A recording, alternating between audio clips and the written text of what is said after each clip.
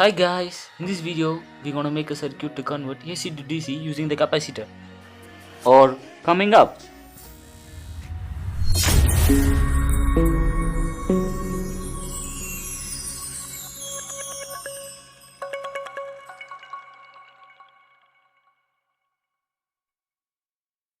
If you are new here, this is Circuitous YouTube channel. We make simple life hack circuits and mastering in circuits. So please don't forget to smash the subscribe button. Let's get started.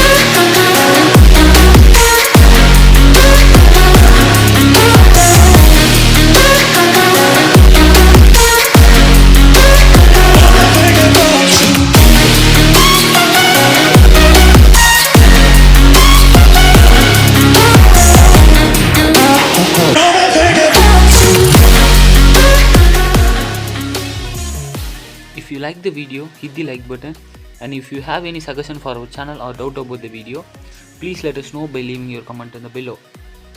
And don't forget to subscribe our channel. These videos are also from my channel, so please watch it.